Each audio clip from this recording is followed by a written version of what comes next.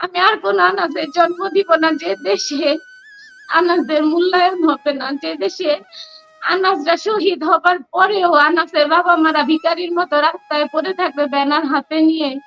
Sir, যে ভাইদেরকে এত ভালোবেসে আমার সন্তান, আমার ঘরে যে আরো 2টা ভাই আছে তাদের কথা চিন্তা না করে বের হয়ে গেল, সেই কোনো ভাইদের আমরা পাশে পাই নাই স্যার। যে কবরে ওর দাদি ছিল, যেখানে দাঁড়িয়ে ও সবসময় আমার সাথে কবর জিয়ারত করতো প্রতিদিন, ওর দাদির কবরে ওকে আমি সাহায্য করি, সেখানে ওকে দাফন করা হয়। প্রিয় দর্শক, শুভ সন্ধ্যা। আজকে আমরা এমন একটা এপিসোড করব যে এপিসোডে আমরা এমন দুজন অতিথিকে এনেছি যাদেরকে হয়তো কখনোই আপনাদের দেখার কথা না, যাদের কথা ইতিহাসেও কেউ বলবে না, দেশের মানুষেরাও স্মরণ করবে না। আমি তাদেরকে পরিচয় করিয়ে দেওয়ার আগে আমি তাদের সন্তানের একটা চিঠি পড়ে শোনাবো, তারপরে আমি তাদেরকে পরিচয় করিয়ে দেব আপনাদের সাথে। তাদের সন্তানের নাম আনাস, শাহরিয়ার খান আনাস। গত 5ই আগস্ট চাংখারপুলে পুলিশের গুলিতে আনাস শহীদ হয়। এই ফুটফুটে ছেলেটি যাত্রাবাড়িতে আদর্শ একাডেমি গ্যান্ডারিয়ার 10ম শ্রেণীর ছাত্র ছিল। ওই দিন সকালেই সে একটা চিঠি লিখে বাসা থেকে চলে যায়। আমি সেই চিঠিটা পড়ে আজকের এপিসোডটা শুরু করতে চাই। আনাস শুধু এই চিঠিটাই লেখেনি, আন্দোলনের সময়ে সে আরো 7 পৃষ্ঠার চিঠি লেখে। এই 7টা পৃষ্ঠার চিঠি আমাদের এই বিপ্লবের ইতিহাস। একটা 10 বছরের বাচ্চা ছেলে কত চমৎকার করে এই বিপ্লবের ইতিহাস লিপিবদ্ধ করে যেতে পারে, সেটা বিস্ময়কর। আমি চিঠিটা পড়ি। আমি ঠিক নিশ্চিত না যে চিঠিটা আমি আবেগ তাড়িত না হয়ে শেষ করতে পারবো, তারপরও চেষ্টা করি। আমি চিঠিটা পড়ি। মা, আমি মিছিলে যাচ্ছি। আমি নিজেকে আর আটকিয়ে রাখতে পারলাম না। সরি আব্বুজান, তোমার কথা অমান্য করে বের হলাম। স্বার্থপরের মতো ঘরে বসে থাকতে পারলাম না। আমাদের ভাইরা আমাদের ভবিষ্যৎ প্রজন্মের জন্য কাফনের কাপড় মাথায় বেঁধে রাজপথে নেমে সংগ্রাম করে যাচ্ছে, অকাতরে নিজেদের জীবন বিসর্জন দিচ্ছে। একটি প্রতিবন্ধী কিশোর, 7 বছরের বাচ্চা, ল্যাংড়া মানুষ যদি সংগ্রামে নামতে পারে, তাহলে আমি কেন বসে থাকবো ঘরে? একদিন তো মরতে হবেই। তাই মৃত্যুর ভয় করে স্বার্থপরের মতো ঘরে বসে না থেকে সংগ্রামে নেমে গুলি খেয়ে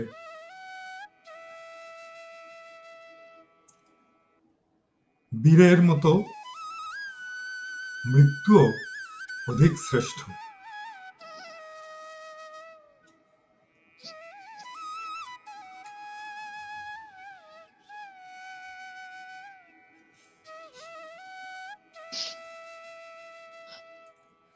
যে অন্যের জন্য নিজের জীবনকে বিলিয়ে দেয়, সেই প্রকৃত মানুষ। আমি যদি বেঁচে না ফিরি, তবে কষ্ট না পেয়ে গর্বিত হয়েও জীবনের প্রতিটি ভুলের জন্য ক্ষমা চাই। আনাস, আমাকে ক্ষমা করবেন।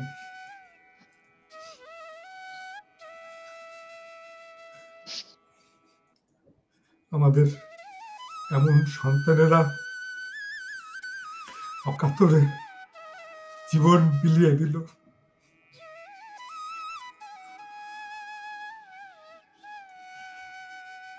সবচেয়ে কষ্টের কথা কি জানেন?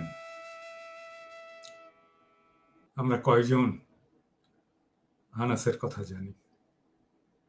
কি সাহস, কি কমিটমেন্ট, কি বীরত্ব! যেন মনে হচ্ছিল যে সে জানে সে শহীদ হওয়ার জন্য তৈরি। আমি পরিচয় করিয়ে দিই আনাসের বাবা, গর্বিত বাবা এবং মাকে। আপনাদেরকে আমার শ্রদ্ধা। এমন একজন ছেলেকে আপনারা জন্ম দিয়েছেন,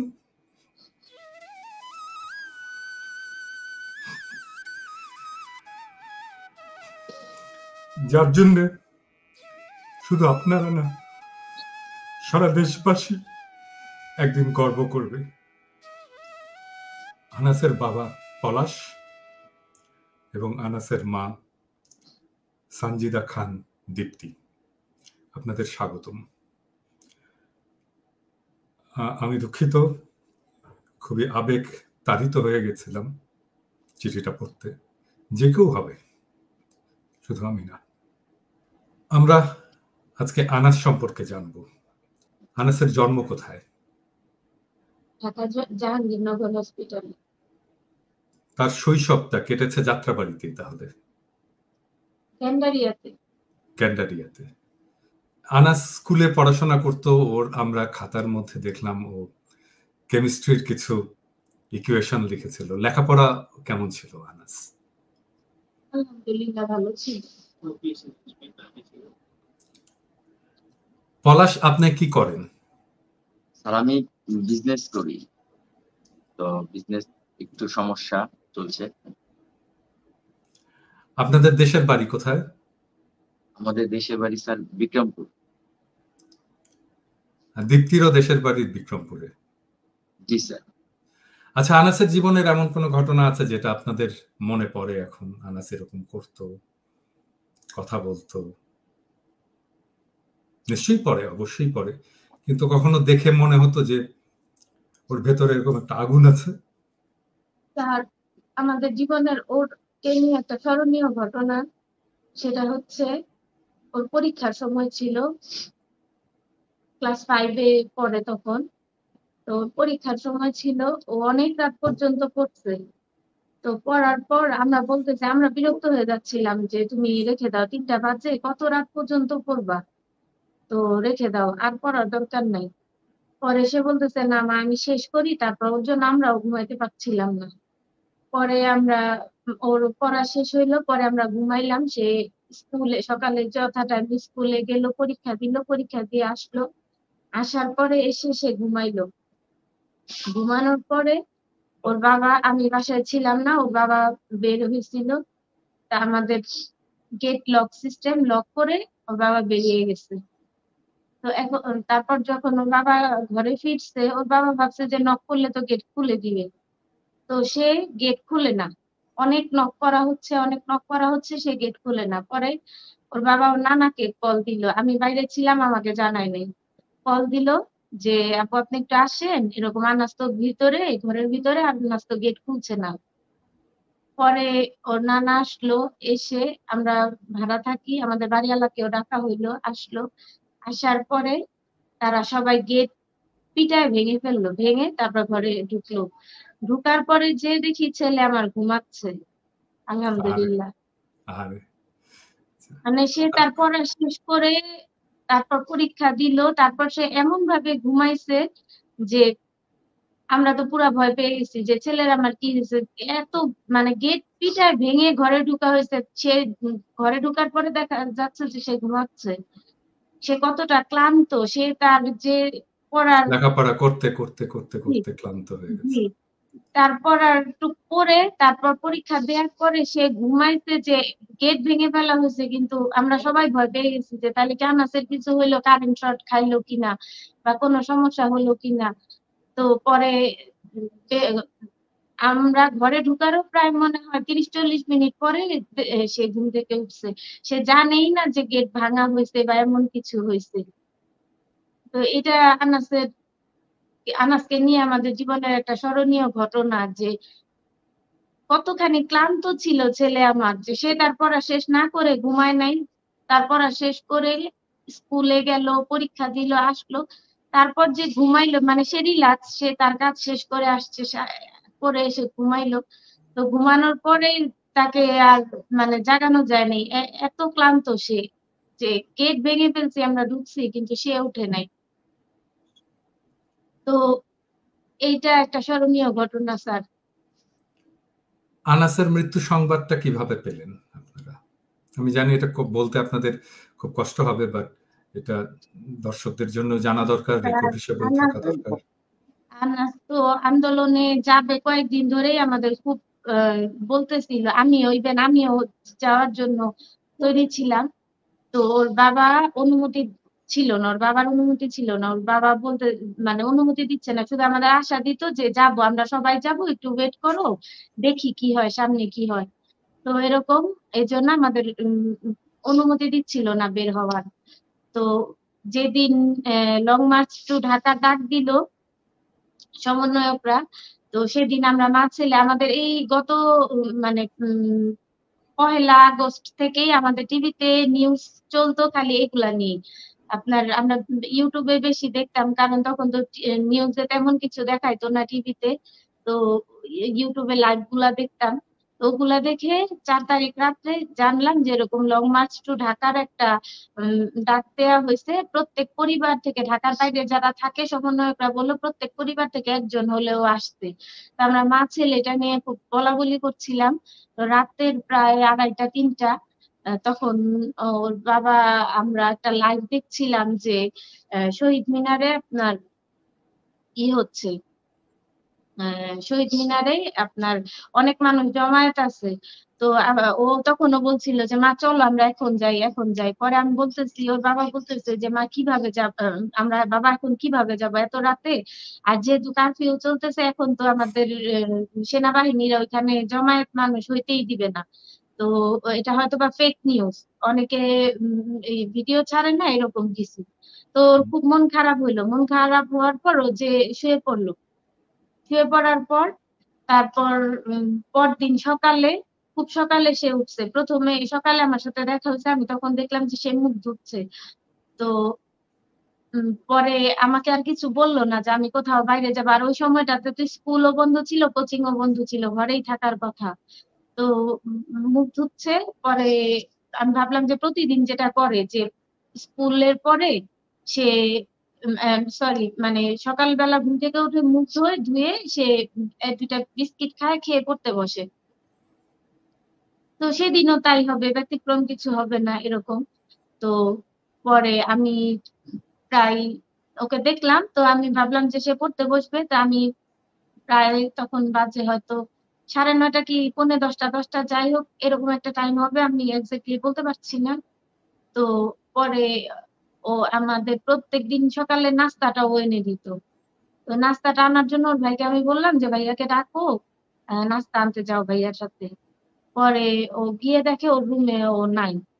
নাই, পরে আমি গেলাম যে ও কোথায় গেল, যে দেখি ওর পড়ার টেবিলের উপর ও একটা মানে এই চিঠিটা যেটা রেখে গেছে, এটা ভাঁজ করা ছিল। তো আমি গিয়ে সামনে গেলাম, গিয়ে চিঠিটা দেখলাম। দেখার পর আমার খুব মন খারাপ হয়ে গেল চিঠিটা দেখে। তো তারপর ওর বাবা শুয়েছিল, যেহেতু ওই দিন অফ ডে, ওর বাবা একটু দেরি করে উঠছে, 11টার দিকে উঠছে।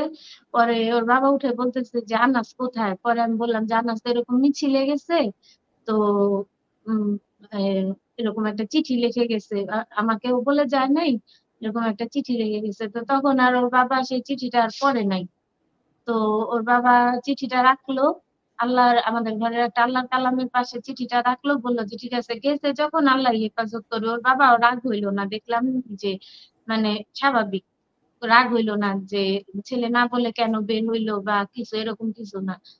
তো পরে আমার খুব খারাপ লাগতেছে, ভিতরে আমি দোয়া পড়তেছি। তো পরে এরকম করে এর মধ্যে দেখি যে ওয়াইফাই বন্ধ, টিভিতেও কিছু দেখাইতেছে না, শুধু একটা ব্রিফিং হচ্ছে যে সেনাবাহিনী প্রধান 2টা বাজে একটা বক্তব্য দিবে। আমার খুব খারাপ লাগতেছিল, আমি শুয়েছিলাম। 1:20 বাজে তখন একটা আননোন নাম্বার থেকে কল আসলো। সেই সেই কল পাওয়ার পর বলতেছে যে এই এই যে, আপনাদের কেউ কি আন্দোলনে গেছে কিনা। ওর ওর কাছে কোনো ফোন ছিল না, ওর কাছে যে ফোনটা ছিল মানে সিম ছিল না, ছোট্ট একটা ফোন ছিল, এই যে হুম, এই ফোনটা। আচ্ছা, তো দেখতে এই পাচ্ছি। এটাতে শুধু নাম্বার সেভ করা ছিল। আমার আমার ওর নানির, ওর বাবার কয়েকটা নাম্বার সেভ করা ছিল, কোনো সিম ছিল না এটাতে। তো ওরা এটা থেকেই নাম্বারটা নিয়ে আমাদের কল দিছে। তো বলতেছে যে আপনারা কি মিটফোর্ড হসপিটাল চিনেন, কোথায় থাকেন? বললাম যে আমরা পুরান ঢাকার। পরে বলতেছে যে মিটফোর্ড হসপিটাল যদি চিনেন তাহলে ইমার্জেন্সিতে চলে আসেন দ্রুত। তো এর মধ্যে আবার ওর বাবাকেও কল দিছে, ওর বাবাও বের হয়ে গেছে। ওর বাবাও কষ্ট পাচ্ছিল যে আমার ছেলে বের হয়ে গেল, আমি কাপুরুষের মতো ঘরে বসেছিলাম, তার বাবাও আমাকে বলে বের হয়নি। দেখলাম যে তার বাবাও রেডি টেডি হয়ে বের হচ্ছে। তা আমার ছেলেকে নিয়ে আমি এত মন খারাপ ছিলাম যে তার বাবা কোথায় যাচ্ছে তা আমি তখন মানে নোটিস করি নাই। তা পরে এক পর্যায়ে আপনার ওরা কল দিল, পরে ওর বাবাকেও কল দিছে। তা ওর বাবাকে আমি অনেকবার কল দিচ্ছি, ওর বাবার কল ধরে না। তো কয়েকবার দেওয়ার পরে ধরলো, পরে বললাম যে এরকম আনাস অসুস্থ। আনাসের আবার একটু শ্বাসকষ্ট ছিল।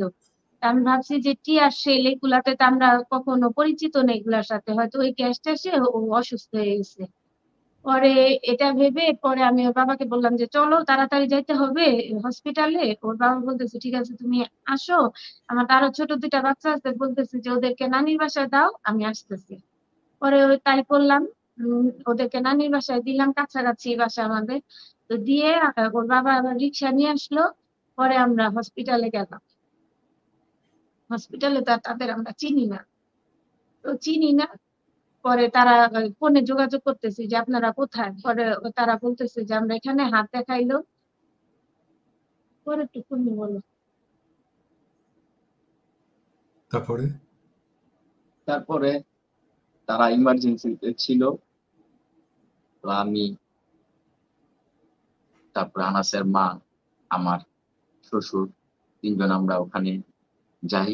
যাওয়ার পরে দেখি যে আপনার একজন কে আর কি পায়ে ব্যান্ডেজ করা শুয়ে আছে। তো আমি মনে করছি যে আমার ছেলে। আমি তাকে যে জড়াই ধরি, তো আমাকে বলে যে এটা আপনার বাচ্চা না, ওকে ভিতরে রাখা হয়েছে। তো জিজ্ঞেস করলাম যে ভিতরে কোথায়? বলে যে কেচি গেটের ভিতরে। যখন এই কথা বলছে তখন আমি একটু দাঁড়ায় গেছি, যে কারণ সবসময় টিভিতে দেখি যে কেচি গেটের মধ্যে ডেড বডি রাখে হাসপাতালে। তো ওরা কেচি গেট খুলে দিল, আমি ভিতরে গেলাম।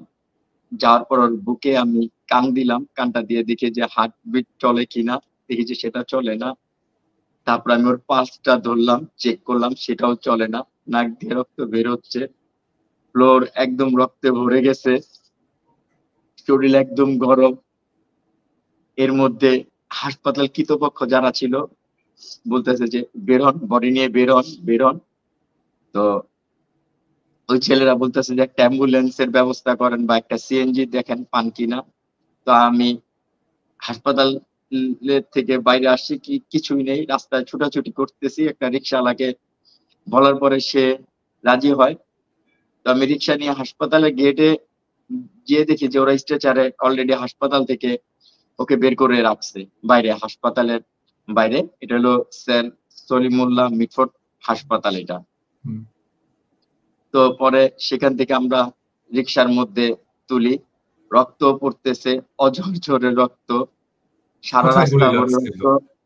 গুলি কোথায় গুলি লাগছে? লাগছে বুকে বাম পাশে, বাম পাশটার মধ্যে গুলিটা লাগছে হাড়ের এইখানটা। পিছন দিক দিয়ে গুলিটা বের হয়ে গেছে। তো আপনার ওকে নিয়ে আমরা যখন বাসায় আসি, এলাকার মানুষ সবাই জড়ো হয়, সবাই অবাক হয়ে যায় যে ওকে তো কেউ দেখেনি কখনো রাস্তায় দাঁড়িয়ে 1 কাপ চা খেতে। এই ছেলে আন্দোলনে কিভাবে গেল? এত ভালো ছেলে, ওর 5টা ফ্রেন্ডও নেই বা কখনো কোথাও যায়নি। সবাই অবাক হয়ে গেছে। পরে সবাই ওকে নিয়ে মিছিল করলো। তো আমাদের যে এলাকার এখানে যারা স্থানীয় তারা সবাই আসছে, সবাই খুব মানে কি বলবে তারা। তো পরে আপনার আসরের পরে আমাদের এখানে যে মাঠ ছিল এই মাঠেই মানে অনেক বড় ওদের জানাজার ব্যবস্থা হয় ওর। আর ওর সাথে আরেকটা ছেলেও মারা যায় পাশের এলাকার। 2 জনের জানাজা একসাথে দেওয়া হয়। ওর নাম জুনায়েদ। তো পরে ওকে আমরা আসরের পরে আপনার দাফন করি ওর দাদির কবরে। যেই কবরে ওর দাদি ছিল, যেখানে দাঁড়িয়ে ও সবসময় আমার সাথে কবর জিয়ারত করতো প্রতিদিন।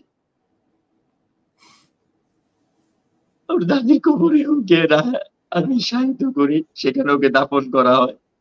জুরাইনে এবং তো, আমি তাই না? জুরাইনে। জুরাইন কবরস্থান। জি, ওখানে ওখানে আমি ওকে রাখি এবং আমি নিজে ওকে দাফন করি। তো ওকে আমরা কোনো গোসল করাইনি।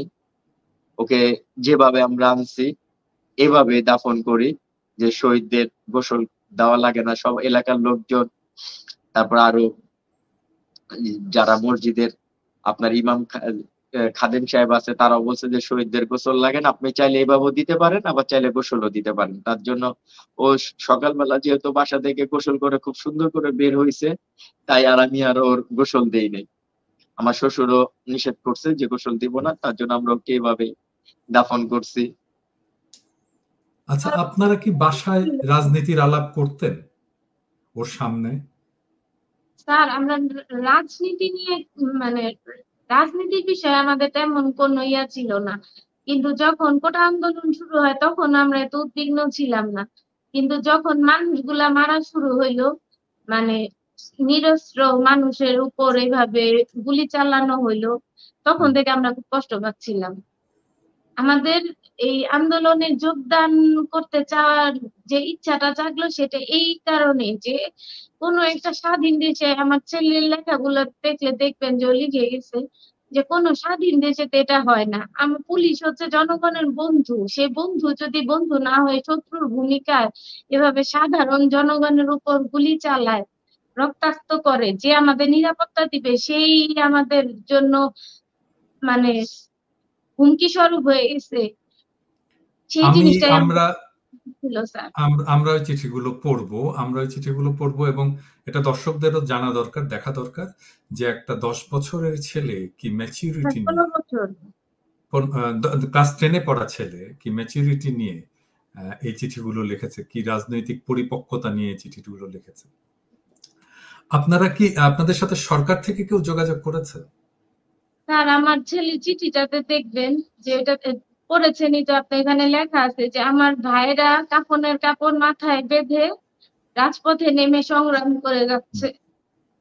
স্যার যেই ভাইদেরকে এত ভালোবেসে আমার সন্তান, আমার ঘরে যে আরো 2টা ভাই আছে তাদের কথা চিন্তা না করে বের হয়ে গেল, সেই কোনো ভাইদের আমরা পাশে পাই নাই স্যার। অনেকভাবে যোগাযোগ করার চেষ্টা করছিলাম, শুধুমাত্র একটা কারণে যে আমরা মামলা করতে চাইছিলাম রাষ্ট্রপক্ষ হয়ে, তো এই কারণে তাদের সাথে কানেক্টেড হইতে চাইছিলাম। মামলা তো কি হয়েছে? মামলা করা না হয়েছে? স্যার আমরা করি নাই এখনো স্যার, আমরা চাইছিলাম যে রাষ্ট্রপক্ষ যে মামলা করবে ওইটার সাথে আমরা সম্পৃক্ত থাকতে। আপনারা মামলা করেননি, কিন্তু কাদের সাথে যোগাযোগ করতে চেয়েছিলেন আপনারা? সমন্বয়কদের সাথে স্যার। কোথায় গেছিলেন দেখা করার জন্য তাদের সাথে? শহীদ মিনার যাওয়া হয়েছে, বিভিন্ন মানুষের মাধ্যমে তাদের সাথে রিচ করার, যোগাযোগ করার চেষ্টা করা হয়েছে, কিন্তু সম্ভব হয়ে ওঠে নাই। কোনোভাবে তারপরে কথা বলেনি? কথা বলেনি? না স্যার, না স্যার, তারপর টিভিতে যে নাম্বার গুলা দিত যে এই সব নাম্বারে যোগাযোগ করা যাবে, ওগুলাতেও স্যার কোনো কাজ হয়নি। কেউ যোগাযোগ করেনি। আপনি কি টিএসসি তে গেছিলেন পলাশ? জি স্যার, আমি 4 দিন গিয়েছিলাম। তারপরে আপনার ওই একেকজনের হাতে ধরছি যে ভাইয়া একটু তাদের কারো নাম্বারটা আমাকে একটু দেন বা আমার সাথে একটুখানি যোগাযোগ করার ব্যবস্থা করেন বা করেন। তারা আমাকে বলে যে তাদের নাম্বার নেই বা তাদের ফোন দিলে তারা ধরে না, সমস্যা আছে। যে তাদের অনেক সমস্যা, এইটা সেটা নানান অজুহাত দেখায়। তো আমি কোনোভাবে তাদের সাথে যোগাযোগ করতে পারিনি। তো যখন আনন্দ মিছিলে সাজ্জিদ শহীদ মিনার। শহীদ মাঠ যেটা আপনার সেপ্টেম্বরের 5 তারিখ যে হুম। সার্জিস আর হলো আপনার ওই হাসনাত আব্দুল্লাহ ছিল। তো আমি চিন্তা করলাম যে আমি তাহলে কথা বলবো, তাদের সাথে আমি কথা বলবো। তো পরে আমি ওই এক ভাইকে বললাম যে আমি একটু আনাসের ডকুমেন্টটা ওদেরকে একটু দিব, ভাইদের একটু আমাকে একটু মানে এই জিনিসটা দিব, একটু কথা একটু বলে দেন আপনি। তো তখন ওরা একটা চেনের মধ্যে ছিল, সবার হাত সবাইকে ধরে রাখছে। তো মাইকে এক ছেলে ওখান থেকে বলতেছে যে কেউ চেনের মধ্যে যেন ঢুকতে না পারে। তো ওই ছেলেটা ভাইটার নাম আমি জানি না খুব, সে আমাকে বলতেছে যে এটা আনাসের বাবা। হুম। সার্জিস তাকে বলতেছে যে এটা আনাসের বাবা। তো হুম। সে বলতেছে যে আসেন আমাদের এখানে। তো আমি হাসনাত আব্দুল্লাহ সার্জিসের দুইজনের সামনে যখন যাই তখন আরেকজন বলতেছে যে আপনার এ তো শহীদের বাবা। হাসনাত আব্দুল্লাহ বলতেছে এ তো শহীদের বাবা। সে সাইডে যান। আমাকে বলতেছে আপনি সাইডে যান। ওই পাশে গিয়ে সাইডে দাঁড়ান। তো আমি ওই পাশে দাঁড়ালাম। আরেকজন কে বলল সেটা আমি শুনতে পাইনি। সে বলতেছে যে সামনে উনি আমাদের চেনে কেন থাকবে? সে সামনে থাকবে। তো তখন সামনে আমাকে দিয়ে দেয়। তো তারপরে আর আমি তাদের সামনেও যেতে পারিনি। তাদের ওই আনাসের ফুল ডকুমেন্টটা সেটাও আমি আরকি আপনার তাদের দিতে পারিনি। ডেথ সার্টিফিকেট, হাসপাতালের সবকিছু আপনার ওই A to Z নিয়ে গেছিলাম কিন্তু তাদের দিতে পারিনি। তো অনেক চেষ্টা করছি আরকি তাদের সাথে স্যার যোগাযোগ করার জন্য। কোনোভাবেই পারিনি।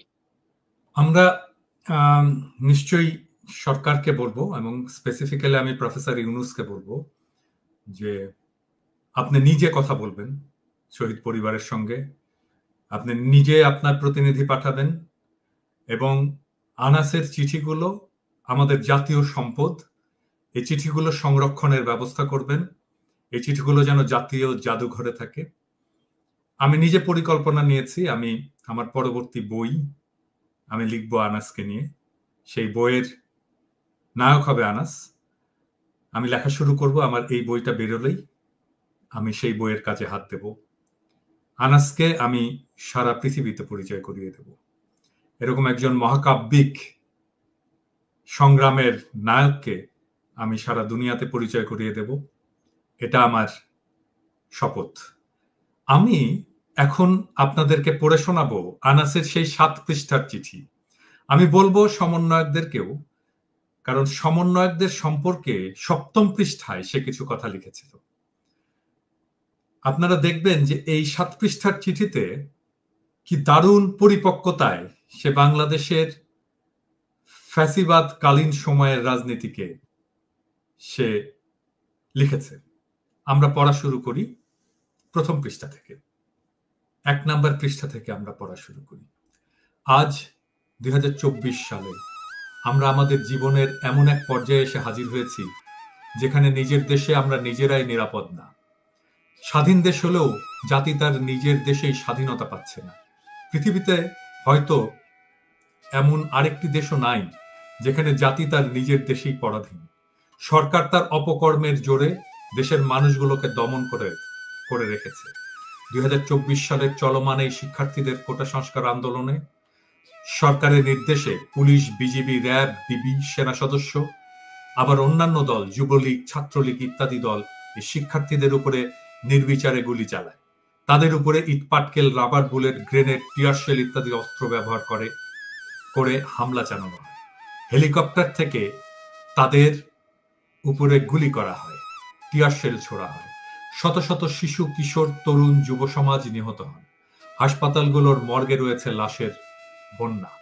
এছাড়াও আহত হয়েছে হাজার হাজার মানুষ।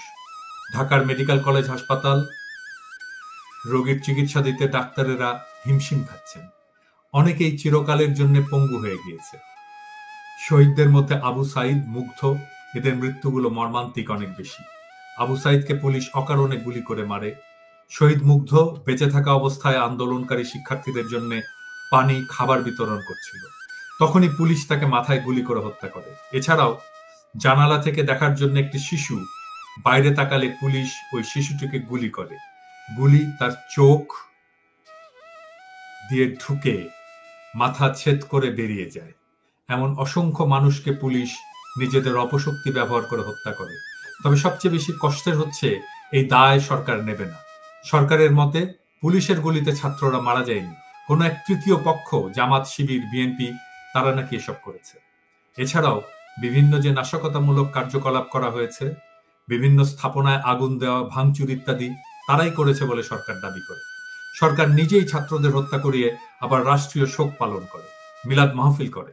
পুলিশ প্রতি রাতে শিক্ষার্থীদের ঘর থেকে তুলে গ্রেপ্তার করেছে, তাদের উপরে মধ্যযুগীয় কায়দায় রিমান্ডের নামে বর্বর নির্যাতন করেছে, ছাত্রদের গণহারে গ্রেপ্তার করেছে। এইসব ধামাচাপা দিতে কারফিউ জারি করে রেখেছে দেশব্যাপী। এছাড়াও সরকারের বিরুদ্ধে কেউ কথা বললে সরকার তাকে গুম করে দেয়, কিংবা মিথ্যা মামলা দিয়ে গ্রেপ্তার করে রিমান্ডের নামে জানোয়ারের মতো অত্যাচার করা হয়।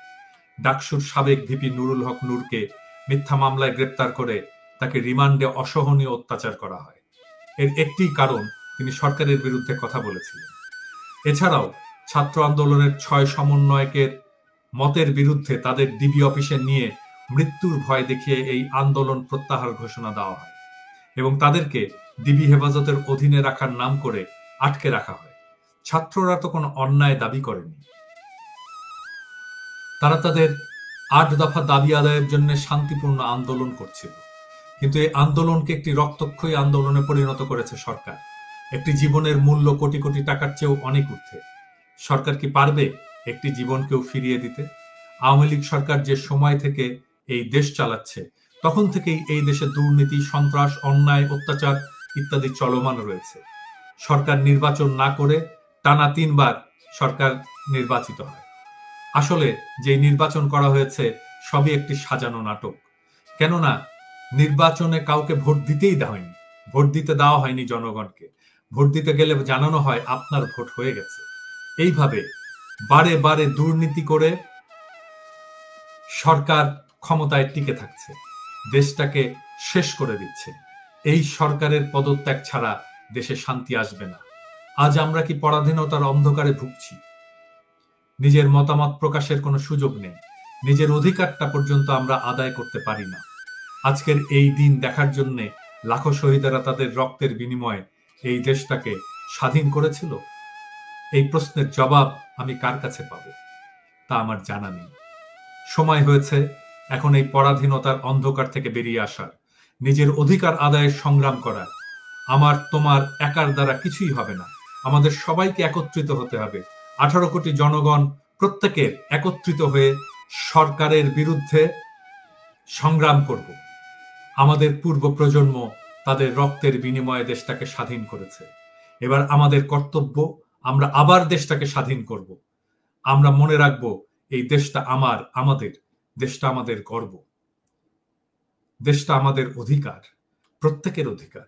মনে রাখতে হবে, বাঁচলে মাথা উঁচু করে বাঁচব, তবুও অন্যায়ের সাথে আপোষ করব না, হোক তাতে মৃত্যু। স্লোগান একটিই হবে, আমার দেশ, আমার অধিকার, সইব না আর অন্যায় অবিচার। শেষ পৃষ্ঠায় কিছু কেমিস্ট্রির ফর্মুলা, তার নিচে লেখা সমন্বয় কি।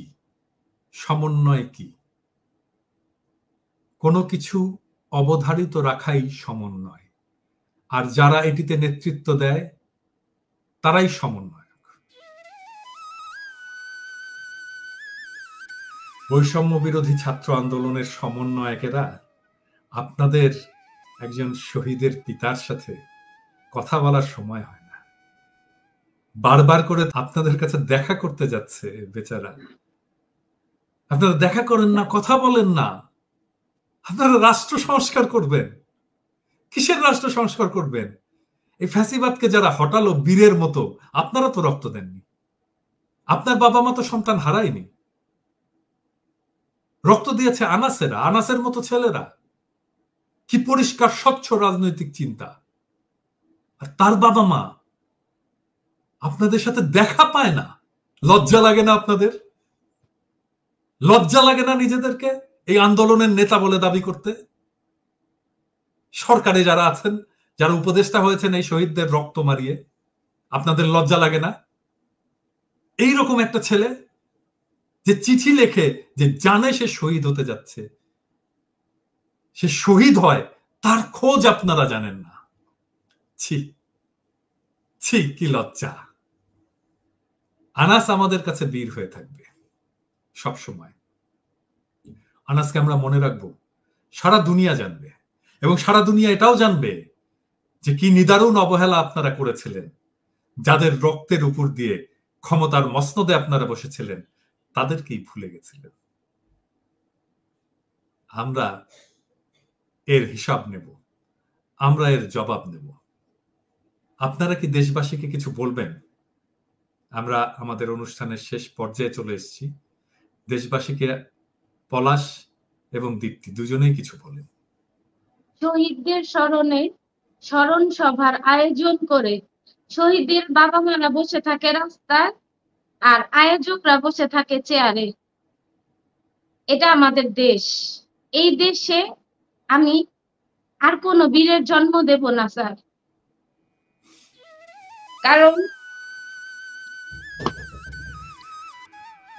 কারণ এভাবে সম্মানিত হওয়ার জন্য আনাসেরা জীবন দেয়নি স্যার।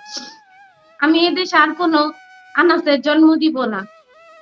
কারণ আমার সন্তানের লাশের উপর দাঁড়িয়ে যারা আজকে সভা সমাবেশ করার মতো স্বাধীনতা পেয়েছে, পেয়ে আমাদেরকে মূল্যায়ন করে না, আমাদেরকে নক করতে হয়, আমাদেরকে ভিখারির মতো রাস্তায় যে ব্যানার হাতে নিয়ে দাঁড়িয়ে থাকতে হয়, সেই দেশে আমি আর কোনো আনাসের জন্ম দেব না।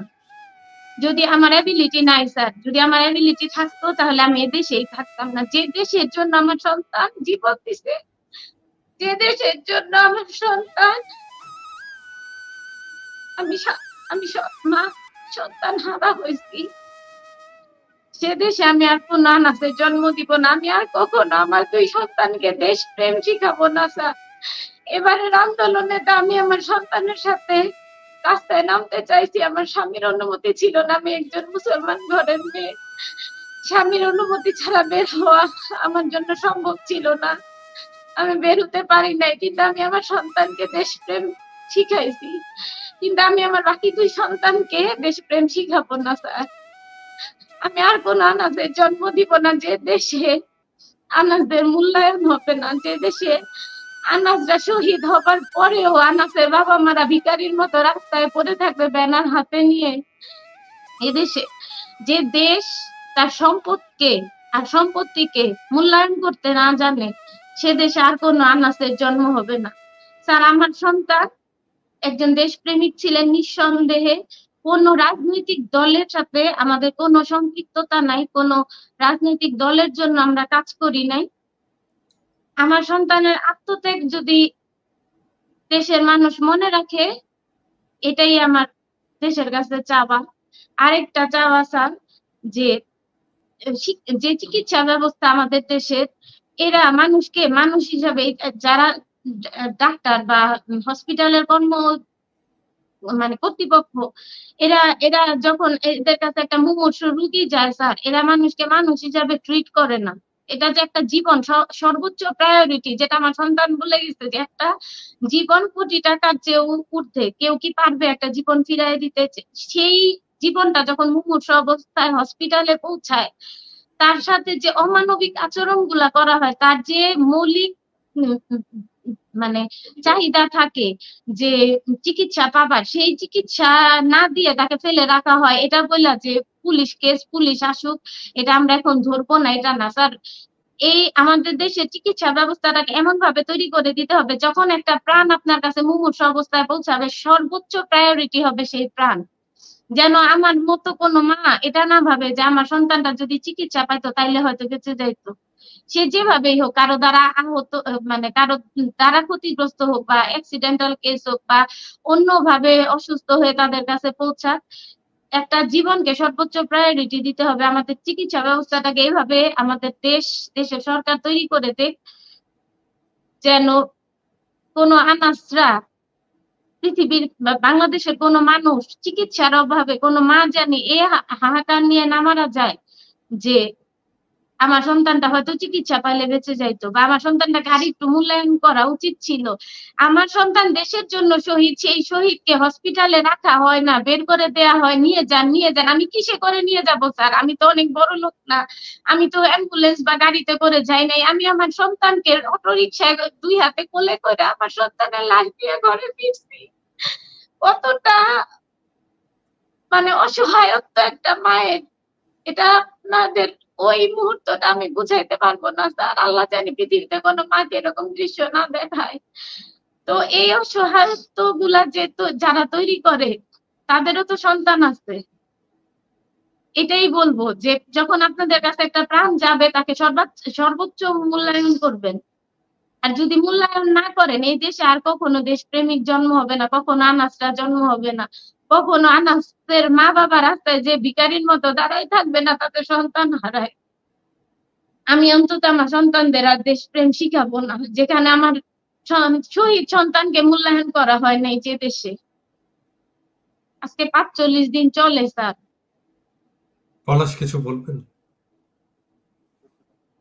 স্যার আমি বলবো যে আনাস যে নিজের জীবনটা দেশের জন্য উৎসর্গ করে গেছে এবং সে জানতো যে মিছিলে গেলে আমি মারা যাবো, আমি বেঁচে আসবো না, এবং তার সাথে যারা আন্দোলনকারী ছিল তাদেরকে বলছে আমি যদি মারা যাই বা আমার যদি গুলি লাগে আমি হাতে পায়ে যেন লাল লেগে আমি পঙ্গু না হই, আমি যেন সাথে সাথে শহীদ হই। আল্লাহ পাক ওকে ওইভাবে নিয়ে গেছে, ওকে যখন শুট করা হয় ও সেখানেই স্পট ডেড হয়ে যায় স্যার। তো ওর যে আত্মত্যাগ এই দেশের জন্য, ও নিজের জীবনটা এই ছোট্ট জীবনটা বিসর্জন দিয়ে গেছে স্যার।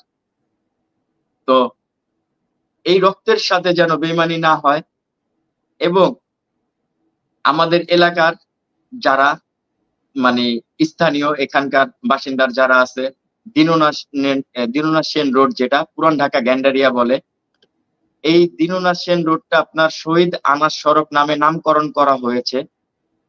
তো এখানে বড় করে ব্যানার, তারপরে আপনার দেয়ালের মধ্যে গ্রাফিক্স এবং অনেক কিছুই করেছে। তো এখন এটা তো স্যার মুখে মুখে হয়তো 6 মাস 2 মাস বা সর্বোচ্চ 1 বছর তো মানুষ ভুলে যাবে। তো এখন এটা যদি আপনার মাধ্যমে, যে আমি তাদেরকে বলতে চাই যে সরকারি যেই কর্মকর্তা গুলো আছে তারা যেন এই শহীদ আনাস সড়কটাকে এটা শহীদ আনাস সড়ক নামে নামকরণ করে দেয় সরকারি ভাবে। এটাই আমার একটা আবদার বা অনুরোধ বলেন, যে হয়তো আমি থাকবো না, হয়তো আরো সবাই থাকবে না, ওর বাবা মা কেউ থাকবে না, হয়তো একদিন জানবে যে এই দেশটার জন্য আনাস সে নামটা মনে হবে যে ও এই 2024-এর কোটা আন্দোলনে ওর জীবনটা উৎসর্গ করে দিয়ে গিয়েছিল। বৈষম্য বিরোধী আন্দোলন স্যার, নট কোটা আন্দোলন, বৈষম্য বিরোধী আন্দোলন। সেই বৈষম্য বিরোধী আন্দোলনে শরীক হয়ে স্যার শহীদের বাবা মার সাথে বৈষম্য করা হয়। কেউ শহীদের বাবা মারা মাটিতে আর আয়োজকরা চেয়ারে। কোথায় পেল ইনসাফ আমার ছেলে, আমাদের ছেলেরা, আমাদের সন্তানেরা, যাদের জন্য আপনারা আজকে প্রকাশ্যে ঘুরে বেড়াচ্ছেন, সভা সমাবেশ করতেছেন, আপনারা ভালো অবস্থানে আছেন, কোথায় করা হইলো শহীদদের মূল্যায়ন স্যার? সবই তো হারাইলাম, সন্তানও হারাইলাম, জানি না যে সামনে দেশ কি হবে। তো গণতান্ত্রিক একটা দেশ চাই, যেহেতু আমাদের সন্তানরা এই দেশকে ভালোবেসে জীবন দিয়ে গেছে। একটা দুর্নীতি মুক্ত গণতান্ত্রিক দেশ চাই, যেখানে মানুষের কথা বলার অধিকার থাকবে, যে দেশে আর কখনো কোনো আনাসকে তার অধিকার রক্ষার জন্য জীবন দিতে হবে না, আর কোনো নতুন যুদ্ধে লিপ্ত হতে হবে না। এটাই দেশের কাছে, দেশের মানুষের কাছে, সরকারের কাছে আমার চাওয়া আছে। আমি সামান্য মানুষ, আমার ক্ষমতা খুবই সামান্য, আমি লিখতে পারি, বলতে পারি একটু, সেই জন্য আমি প্রতিশ্রুতি দিচ্ছি আপনাদেরকে যে আমি আনাসের জীবন নিয়ে একটা গল্প উপন্যাস লিখব। জি স্যার, আমি এটুকুই চাই যে যেন আমি তো মরে যাব স্যার, কেউ চিরস্থায়ী না, যেন আমার ছেলেকে যেমন মানুষ জানে যে না আমার একটা সন্তান ছিল যে দেশের জন্য, দেশের মানে আত্মত্যাগ করে গেছে, এটুক যেন মানুষ মনে রাখে, এইটুকুই চাই স্যার। সারা দুনিয়া মনে রাখবে, সারা দুনিয়া মনে রাখবে। আমি বইটা লিখবো, এখান থেকেই লিখবো, প্যারিসেই পাবলিশড হবে, ইংরেজিতে লিখবো। আমি আনাসের চিঠিগুলো রাখবেন, চিঠিগুলো শুধু বাংলাদেশের না, পৃথিবীর সম্পদ। চিঠিটা কারো হাতে দেবেন না। যদি প্রফেসর ইউনুস চান শুধুমাত্র ওনার হাতে দিতে পারেন। এটা মিউজিয়ামে থাকবে, এটা সারা দুনিয়াতে মিউজিয়ামে ঘুরবে। আমি বইটা লেখা শেষ করার পরে এই চিঠির কপি নিয়ে আমি প্যারিসের মেয়রের সাথে দেখা করব, বইটা সহ। আমি প্যারিসের মেয়রকে অনুরোধ করব যে এই ছেলের নামে প্যারিসের যেন একটা রাস্তার নামকরণ করা হয়।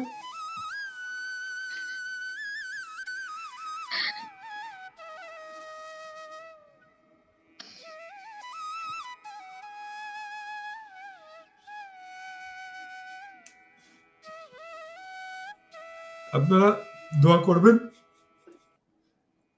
আমার যেন সেই তৌফিক হয়, আমি যেন বইটা লিখতে পারি আমার সমস্ত আবেগ দিয়ে, ভালোবাসা দিয়ে। আপনাদেরকে আমার সালাম, শ্রদ্ধা। আপনারা ভালো থাকবেন। আপনাকেও আমাদের সালাম এবং শ্রদ্ধা স্যার, যে আপনি আমার সন্তানকে নিজের সন্তান মনে করে এতটা সম্মানিত করেছেন, আমাদের সাথে যোগাযোগ করেছেন, এই জন্য আপনার কাছে আমরা কৃতজ্ঞ স্যার। আজকের মতো তাহলে বিদায় নিই, যোগাযোগ থাকবে, ভালো থাকবেন। সালাম আলাইকুম। আসসালামু আলাইকুম। আপনিও ভালো থাকবেন স্যার।